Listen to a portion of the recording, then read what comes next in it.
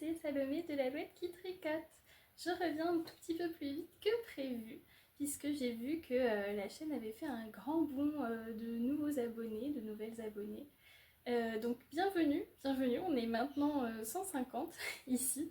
J'espère que ça vous fait plaisir de me retrouver. Je vais en profiter pour vous dire mille merci, que ça me fait grand plaisir de voir qu'il y a aussi un petit peu plus de commentaires sur la chaîne, que j'ai l'occasion d'échanger avec vous, parce que c'était évidemment le but de lancer une chaîne YouTube et de commencer à faire des vidéos, que de pouvoir échanger sur vos tricots, sur vos idées, sur la passion qui nous réunit, et je suis très très contente de vous accueillir pour la suite de mes épisodes de podcast tricot. Donc voilà, bienvenue à toutes les nouvelles, tous les nouveaux. Et c'est reparti, mais avant je vais en profiter, donc comme je vous disais, pour me représenter. Donc je suis Salomé, l'Alouette qui tricote. L'Alouette, c'est parce que c'est un jeu de mots avec mon nom de famille, donc ceux qui savent savent. Et que ça sonne bien, j'aime bien les oiseaux, c'est trop mignon. J'ai 27 ans, je tricote depuis 6 ans, 7 ans. En tout cas, depuis la fin de mes études, j'ai commencé par des pulls tout de suite, puisqu'avant je crochetais beaucoup, mais surtout des accessoires pour faire des vêtements, c'était pas trop pratique. Et je me suis mise au tricot un petit peu par mes grands-mères, un petit peu toute seule sur internet. Et rapidement, je me suis trouvée sur Ravelry à chercher des patrons gratuits, puisqu'au début j'étais encore étudiante, à chercher de la laine d'occasion. Et puis de fil en aiguille, sur Ravelry, j'ai pu rencontrer quelques premiers amis, trouver une plateforme sur laquelle échanger et apprendre beaucoup toutes sortes de techniques de tricot, et profiter aussi de voir que le tricot c'est aussi multilingue, d'abord découvrir les podcasts des autres, et d'enfin me lancer dans ma propre aventure, puisque depuis quelques temps j'en avais marre de tricoter seule dans mon coin. Et donc d'où cette chaîne qui va avoir un an très prochainement. Donc voilà, c'est parti pour cet épisode numéro 13. Je regarde mes notes. Aujourd'hui, je porte mon premier objet fini du jour. Je me lève pour que vous voyez bien. Alors il est un petit peu court. Je vous montre aussi les manches de près.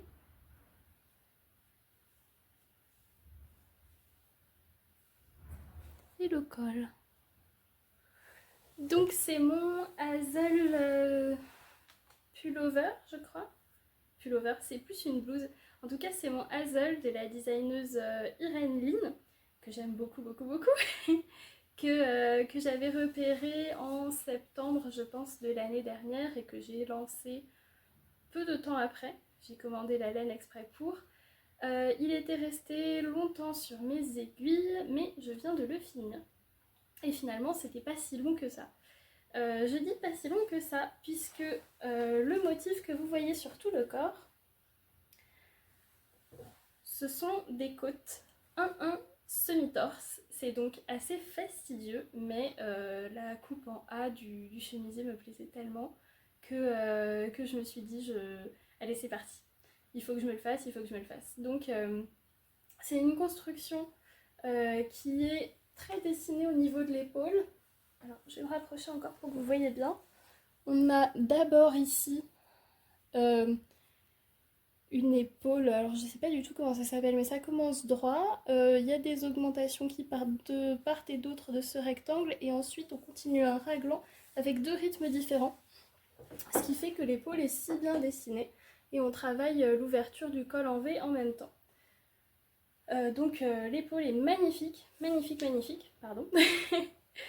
Très très belle. Et ensuite on a donc un motif de côte 1-1 torse, puis un premier jeu d'augmentation. Donc il y a déjà des augmentations ici, des augmentations pour le deuxième niveau, et encore des augmentations pour le troisième niveau. Ce qui fait que entre votre tour de buste et la fin de votre pull, vous avez quasiment triplé le nombre de mailles. Donc je vous laisse imaginer. Sur mon rang de rabat, il y avait plus de 520 mailles à rabattre en tubulaire après les avoir tricotées en 3,5. Donc c'était C'était un travail de longue haleine, mais je suis super fière de ce petit chemisier que j'ai déjà pas mal porté en fait. Donc, dans l'ordre, je l'ai tricoté en taille 2 ou 3. La vérité sera sur mon Ravelry. J'ai utilisé des aiguilles numéro 3,5. C'est un peu plus fin, je pense, que la taille recommandée puisque je tricote assez lâche. Et j'ai utilisé les mêmes aiguilles pour faire le rabat en I-cord qui était prévu comme ça sur le col. Mais j'ai remplacé les côtes aussi, qui sont normalement au poignet, par un rabat en I-cord également, avec quelques diminutions dans l'i-cord. J'ai repris les diminutions de la Cumulus Blouse que j'ai déjà faites plusieurs fois pour pouvoir avoir un ratio homogène qui fasse le poignet un petit peu légèrement fermé, mais pas trop. Qu'est-ce que je peux vous dire de plus? Ah oui, j'ai utilisé de l'alpaga, c'est un fil lace 100% alpaga de Holzgarn qui s'appelle la Titicaca. Je vous montre juste après, mais d'abord je voulais revenir sur le fait que j'ai dû le bloquer pour qu'il soit un petit peu plus long. Et en fait, je m'attendais à ce que ça s'étire un petit peu plus au blocage. Je pense que ça s'étirera davantage au porté, mais là, quand je lève les bras, on voit le haut de mon pantalon qui est taille assez haute. Donc la hauteur de chaque étage de côte prévu, j'ai respecté exactement le nombre de rangs et j'avais le bon échantillon. Moi je trouve ça un petit peu léger. Après elle explique très bien comment allonger le pull, mais peut-être ne pas hésiter à bien mesurer et à anticiper pour que ce soit suffisamment long. Donc je vous montre la laine qui me reste. J'avais commandé 9 je crois pelotes de Titicaca de Holzgarn dans la couleur bronze. Donc c'est, je sais pas comment ça ressortira à la caméra, mais c'est entre le vieil or et le vert. C'est vraiment une couleur qui est difficile à capturer et qui est très changeante en fonction des lumières. J'adore vraiment cette couleur. Et puis c'était un grand coup de cœur de l'année. Mon copain il est moins fan, il appelle ça cacadois, alors il a raison, on peut appeler ça cacadois. Mais moi je trouve ça dommage d'appeler une aussi jolie couleur par un mot pas très sympa. Enfin, voilà. Je me suis un petit peu perdue dans ce que je vous disais. Mais tout ça pour vous dire que je suis contente et j'espère qu'il pourra grandir un tout petit peu au porté. Puisque l'alpaga est censé être très fluide mais aussi assez lourd et donc permettre que les vêtements s'étendent un petit peu. Après, est-ce que ça se vérifie à chaque fois? Eh bien, on verra. Donc, c'était mon premier objet terminé de cet épisode. Le deuxième, peut-être que vous vous en doutez, je crois que j'avais déjà la première depuis un petit moment. C'est une chaussette Slow Morning Decay pour laquelle j'ai suivi le tutoriel de Wool & Son sur YouTube. Et j'ai maintenant la deuxième. Je les ai tricotées dans un coton dont je n'ai pas les références puisque je l'ai obtenu à un troc au Tricobière. Et j'ai fait la taille la plus grande pour compenser l'échantillon qui n'est évidemment pas du tout le même puisque le patron de Camille est prévu pour de la laine DK et que là c'était de la fingering. Donc voilà, c'est des chaussettes qui sont pour ma meilleure amie. Elles sont pas bloquées parce que j'ai pas de bloqueur donc c'est pas très charmant montré comme ça. Mais elle avait pu essayer la première et elle était très très contente. Et là elle est en voyage et quand elle reviendra de son voyage, elles seront pour elle. J'étais contente de tricoter ça parce que c'est vraiment super rigolo, la laine qui change de couleur. Il me semble que c'est un mélange qui contient pas mal de coton et c'est assez frais donc elle pourra les porter au printemps. Et puis je sais qu'elle aime bien avoir des chaussettes apparentes dans des chaussures ouvertes, ça devrait lui faire plaisir de pouvoir les porter à son retour. Et moi j'ai trouvé ça trop rigolo cette laine qui change de couleur et ça m'a donné l'occasion de faire ça alors que moi les trucs bariolés, c'est pas tellement mon truc. Allez, on est parti pour les encours. La dernière fois, je vous avais montré dans mes acquisitions un écheveau de Cachemérino de la Bien-Aimée que je me suis empressée de bobiner à la main. J'ai réussi à faire un cake à la main, je suis assez fière de moi. Que j'ai bobiné immédiatement après avoir terminé l'épisode pour pouvoir faire un petit échantillon. Alors, voilà. Donc vous voyez mon échantillon. J'ai fait un petit peu à l'arrache avec les fils qui liaient les chevaux une rayure pour voir le rendu, puisque je voulais me faire une marinière avec un fil blanc et un fil bariolé pour qu'elle soit joyeuse et printanière. Donc j'ai lancé mon échantillon. La laine blanche que j'utilise avec mon écheveau de la bien-aimée, c'est de la Flora de Drops dans le coloris naturel, c'est 0,1. J'ai fait tout de suite mon petit échantillon et très rapidement j'ai pu me lancer dans la marinière Laurette de Nadia Crétin-Leschène. Alors que je la montre à l'endroit. Voilà donc ce que ça donne, les rayures sur le blanc.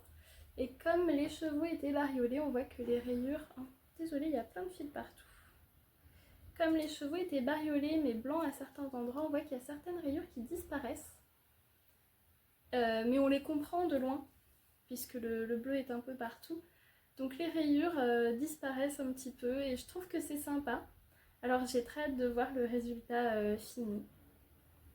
C'est la première fois, je crois, que je tricote un patron de Nadia Crétin-Leschène, donc qui est française, je suis pas sûre, qui est francophone en tout cas, et qui aime beaucoup les marinières. Donc j'avais lorgné depuis un petit moment sur le patron Laurette, et je me doutais que j'allais faire ça avec. Enfin, c'était une hypothèse très probable.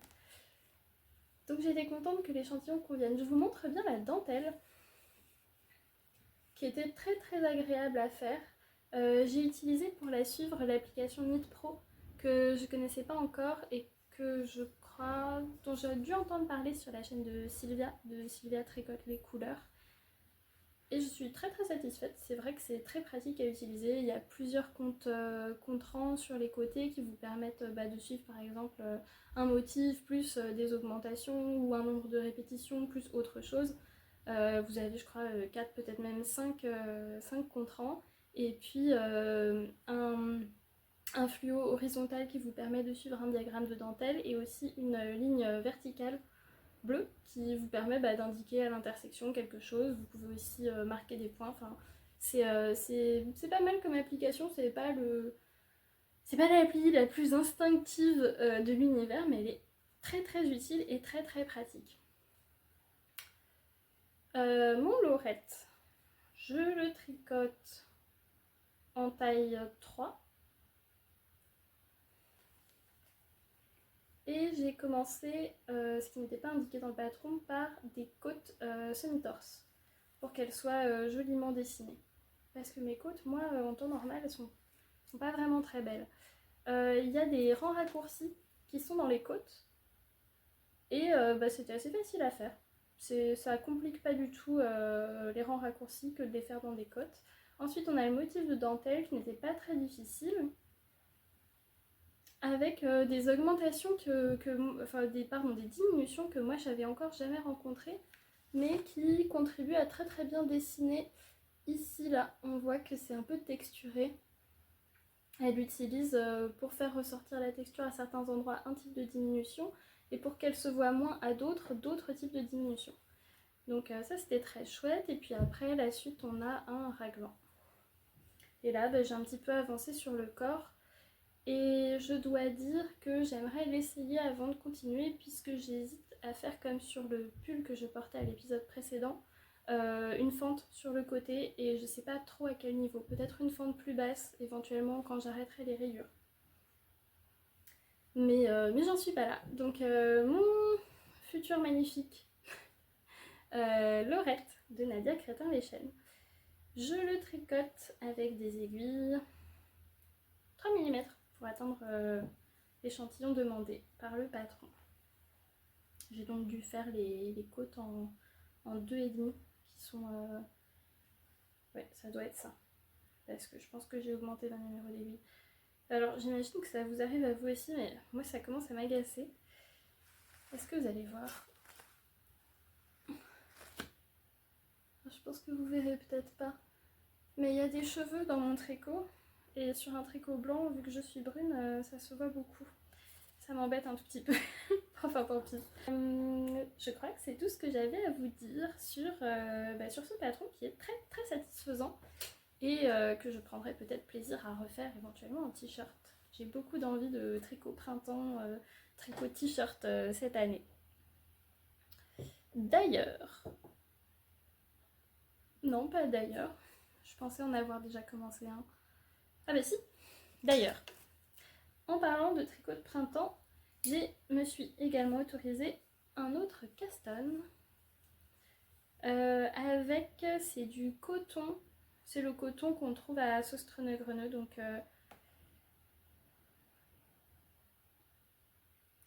du 100% coton, assez doux. Je sais d'expérience qu'il décolore un petit peu au lavage, mais qu'il reste tout aussi doux puisque je l'ai déjà utilisé pour des vêtements. J'ai castonné, donc là c'est le dos, le début du dos du Hazel Sweater de Irene Lynn encore une fois. C'est un patron que j'avais déjà tricoté et que j'avais déjà tricoté en bleu marine et qui normalement se tricote avec des aiguilles numéro 6 pour un échantillon de hareng, je crois. J'aime beaucoup ma version précédente qui est bleu marine aussi, que j'avais faite en métallico de Hobby, qui vieillit bien sûr, hein, puisque c'est une laine un peu pelucheuse et qui contient pas mal d'acrylique, mais comme ça vieillit assez homogène, de manière homogène, et bien ça me gêne pas de le porter, mais il est très lourd. Et il est aussi très chaud, et comme c'est une dentelle aérée et des très grandes manches, je le porte vraiment au milieu de l'hiver avec des soupules, et j'en voulais une version plus printanière, d'où je vous montre encore une fois cette magnifique dentelle, d'où ce nouvel opus que je tricote en taille 3. J'hésitais encore, donc ma page révélerait peut-être pas à jour au moment où vous verrez cette vidéo. J'hésitais entre plusieurs tailles puisque je savais pas, vu que mon échantillon est totalement à la ramasse, de quoi j'aurais besoin. Pour avoir la dentelle suffisamment visible, bien qu'elle soit déjaugée, j'utilise des aiguilles 4 mm et un seul brin, donc du coton de Sostrene-Greneux dans le bleu marine le plus foncé. Je crois qu'il change les couleurs régulièrement, donc je ne saurais pas vous dire ni le numéro ni quoi. Et je suis assez contente. Et avec Knit Compagnon pour suivre la dentelle, c'est quand même beaucoup plus pratique que ce que j'avais fait la fois précédente, c'est-à-dire cocher peu à peu sur mon patron. C'est vraiment très doux. Je le répète parce que on n'a peut-être pas forcément la sensation que ça va être chouette de la laine qui vient d'un magasin de briques et de broc comme Sostrene-Greneux, mais moi je suis assez satisfaite des vêtements que j'avais déjà fait dans ce coton. Donc voilà. J'ai cassonné ça il y a 2 soirs je crois. Et j'avance bon train et pareil, j'ai bien envie, j'ai bien hâte de le porter. Je pense qu'il ira bien sur des pantalons taille haute avec des débardeurs au cœur de l'été ou bien sur des robes. On verra comment je le porte. Ce sera peut-être un peu plus dans l'esprit de son modèle qui avait eu pas mal de succès l'année dernière et que j'avais hésité à faire. Ça m'économise d'acheter encore un patron à Irene Lynn, et puis ça utilise aussi des pelotes de coton que j'avais dans mon stage depuis assez longtemps. J'ai un dernier projet en cours à vous montrer. Je vous remontre pas mes autres chaussettes Slow Morning Decay puisque j'ai pas avancé depuis la dernière fois, mais mon dernier en cours est un en cours de crochet. Vous avez ici le corps d'un amigurumi que j'ai travaillé dans une laine de Action.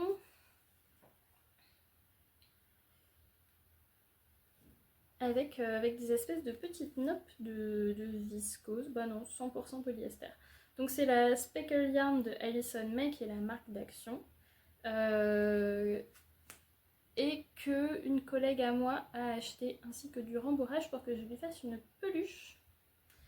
Elle hésitait, et en fait elle hésite encore, ce qui ne m'a pas empêché de commencer, puisque le patron que j'utilise, je le récupère, vient du livre de Kerry Lord, La ménagerie des doudous, ou la ménagerie d'Edouard, je sais plus. Ouais, la ménagerie des doudous, qui est le premier opus des peluches qu'elle a fait.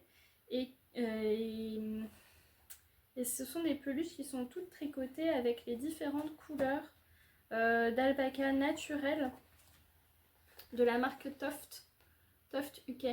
Là, je vous montre les éléphants parce qu'on les voit dans différentes tailles, donc si le fil était doublé, etc. Et dans différentes couleurs naturelles de l'alpaca. C'est une gamme de laine que moi j'ai jamais eu l'occasion d'essayer, mais qui ne propose que des coloris naturels en fonction des différentes couleurs de toison des alpacas. Donc il y a tout un tas d'animaux. Celui-là, je l'ai déjà fait. Hop. Voilà, donc là, c'est les animaux de la section niveau 2, je crois. Ils sont rangés par ordre de difficulté. C'est essentiellement en fonction du nombre de couleurs qu'ils ont. Par exemple, celui-là, avec ses rayures, est un petit peu plus difficile, donc il est dans la dernière partie du livre, je pense. Donc ma collègue hésite encore. Elle hésite entre un singe, il y a plusieurs modèles, là c'est Germaine le gorille, et ce fourmilier. Très sympathique aussi. Donc je pense que je testerai plusieurs choses. Il vient de tomber mon petit corps. Je testerai plusieurs choses. Ça dépendra, je pense, du motif. Du motif de la laine. Je verrai si ça convient pour faire un petit singe où il faut 2 couleurs différentes ou si je lui fais le fourmilier qui est dans une seule couleur. Je vous disais que c'est assez pratique puisque j'ai le luxe d'hésiter alors que j'ai déjà commencé. C'est parce qu'en fait toutes ces peluches utilisent des parties basiques et le patron est expliqué de manière à ce que on puisse se référer à une page d'instruction générale, puis aux différents détails. Donc dans la page d'instruction générale, on a le début, c'est-à-dire les premières augmentations après le cercle magique pour obtenir une forme de balle, et ensuite on a les instructions qui nous permettent d'obtenir la poire. La poire qui servira de corps. Si vous allez par exemple chercher la girafe, on vous dit de vous arrêter à un certain rang de la poire, puis de continuer pour faire le coup. Et donc sur les instructions de la girafe, sur la page de la girafe, il n'y a que les instructions pour faire le coup, puis ensuite on vous renvoie à la page générale pour faire les pattes, en vous indiquant la longueur où c'est droit. Donc les pattes, donc il y a d'abord la petite boule, la patoune, puis ensuite un tube, et la longueur de ce tube est indiquée à la page qui correspond à l'animal si on a besoin de la modifier. Et donc en somme sur la page de l'animal, vous n'avez plus que les petites oreilles, la forme de la tête, les différents points qui peuvent être ajoutés par-dessus, les changements de couleur ou les signes distinctifs qui doivent être ajoutés à chaque animal pour le reconnaître. Ce qui fait que moi je trouve que c'est un livre qui est super intelligent et qui rend le crochet facile et très addictif. Franchement, le corps, ça prend moins d'une heure, je dirais, de faire un petit corps comme celui-là. Et donc tout de suite, on a envie de s'y remettre. J'ai pas eu l'occasion encore, parce qu'il faut quand même être concentré, enfin on a besoin de compter. Bien que ce soit pas difficile du tout. J'essaierai de vous mettre des photos de ce que j'ai déjà fait. J'ai fait 2 zèbres, un que j'ai photographié, l'autre pas, et 2 moutons, pareil, un que j'ai photographié, l'autre pas. J'avais essayé la girafe, mais franchement c'était pas évident le changement de couleur. Donc c'est une manière un petit peu comme on travaillerait du jacquard, mais avec le crochet, où il faut faire suivre le fil pour pouvoir changer de couleur au fur et à mesure du rang. J'ai trouvé que c'était pas évident du tout. Mais donc là, vous verrez bien ce qu'il advient de ce futur petit corps et quelles petites pattes et quels petits visages vont s'ajouter à lui. Et ma collègue attend son petit animal avec impatience. J'espère que je l'aurai fini très très bientôt. Pour mes projets en cours, je crois que c'était tout. Allez, je vous montre la suite, j'ai quelques acquisitions à vous partager. J'ai dit quelques, mais en fait non, je n'en ai qu'une à vous montrer. J'ai fait une commande, donc dans le prochain épisode, il y en aura un petit peu plus. Là, je vous montre encore du coton qui vient de chez Action. J'étais allée chercher autre chose, il me fallait des trucs pour la maison, serviettes de bain, pour tout vous dire. Et je suis tombée là-dessus. C'est bleu. Comme je vous disais à l'épisode précédent, j'ai bien envie de bleu en ce moment. Et c'est un coton varié. Ça a l'air d'être une épaisseur fingering peut-être un petit peu fine. mais ça devrait être bien. C'est 50% coton, 50% acrylique. Alors c'est dommage qu'il y ait un petit peu d'acrylique dedans, mais je verrai bien ce que ça rend. Je suppose que je ferai un top d'été, peut-être un petit t-shirt avec. Il y a l'Outline Tee qui me tente depuis l'année dernière, mais peut-être autre chose. Et là, dans cette pelote, j'ai quand même 650 mètres, ce qui n'est vraiment pas négligeable. J'espère que la couleur m'ira bien au teint et qu'elle n'est pas trop claire. Je porte pas très bien les couleurs claires, mis à part le blanc. J'ai besoin de couleurs chaudes, mais enfin j'ai l'impression. Vous me donnerez votre avis quand je l'aurai fini. J'ai très envie de bleu et puis vous verrez que au prochain épisode, dans la prochaine commande, on continue sur mon envie estivale de bleu, de coton et de projets plus légers. J'ai dans mon viseur, là, je vais vous faire un petit pont Ravelry. J'ai dans mon viseur donc le Outline Tee. Je saurais plus vous dire la créatrice, j'ai envie de dire Jessie Mail, mais je suis vraiment pas sûre. J'ai dans mon viseur différents patrons de Irene Lin que je plaisantais avec les amis, les tricopines au Tricobière. Je disais, bon, les patrons d'été d'Irene Lin, on voit qu'elle vit dans un pays où il fait clairement vraiment chaud et potentiellement vraiment beaucoup plus chaud qu'en France, puisque il y a...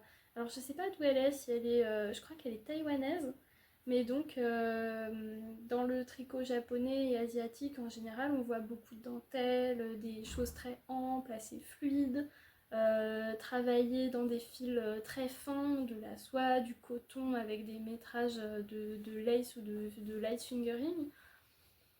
On sent dans leur manière de designer que il doit faire réellement chaud si on a à la fois envie de se couvrir du soleil mais aussi de laisser passer l'air et d'avoir des vêtements amples, légers, confortables dans des fibres naturelles. C'est que l'humidité ils connaissent et donc c'est une des raisons qui font que les patrons d'Irene Lin ou d'autres créatrices asiatiques en tout cas me font envie. Alors je me souviens plus des noms là puisque du coup j'improvise cette partie, je n'ai rien noté. Je vous mettrai des images d'un des petits chemisiers qui m'intéresse dans sa collection. J'ai vu aussi, donc j'ai bien envie de me refaire des tip top tank. Peut-être même d'adapter le patron pour obtenir une robe. C'était dans mon Make 9, j'avais envie de voir si j'arrivais à faire une robe cette année. Ce serait peut-être une robe d'été. Sur la base de ce patron que j'ai déjà testé, qui est facile, qui me semble très adaptable et qui devrait faire un objet fini bien confortable. Qu'est-ce qui m'a fait envie également? Il y a deux patrons qui s'appellent Posy qui me trottent dans la tête. Celui que je pense que je vais pas faire, c'est le cardigan Posy qui a l'air trop difficile et dont je vous ai parlé à la vidéo précédente. Je ne me sens pas, je pense, de le faire. En revanche, je crois qu'il y a un Posy tank ou camisole, je sais plus, qui est sur Ravelry, qui a un top avec un bas en dentelle, vous voyez pas, je fais des signes, sur la partie du corps, on va dire du nombril jusqu'aux hanches, il y a une bande de dentelle, ça me tente un petit peu aussi. Mais enfin, vous voyez que je suis vraiment dans un esprit d'été, dans un esprit... Ouais, ça doit se voir que j'ai envie d'aller à la mer, que j'ai envie de soleil. Ouais, j'ai très très envie de quelque chose de balnéaire en fait. Donc voilà, je crois que c'était tout ce que j'avais à vous dire pour cet épisode. J'espère pas trop brouillon, puisque je vous parle depuis la pause déjeuner de mon télétravail. Donc j'ai plein d'autres choses dans la tête. J'espère que cet épisode vous a plu. J'espère que ça vous plaît, ce que vous découvrez sur cette chaîne si vous êtes nouvelle ou nouveau, et que vous reviendrez pour de nouvelles aventures. Pardon. J'espère que vous reviendrez pour de nouvelles aventures, suivre les miennes, me raconter les vôtres, et puis n'hésitez pas à me dire ce que vous pensez. À m'aider aussi à m'améliorer. J'ai eu des commentaires et j'essaye de regarder par exemple beaucoup mieux l'objectif pour vous regarder dans les yeux. Donc n'hésitez pas à me donner votre avis, à me dire ce que vous tricotez, de ce dont vous avez envie. Je suis tout oui. Et je vous dis à bientôt pour un prochain épisode de Podcast Tricot. Bye bye!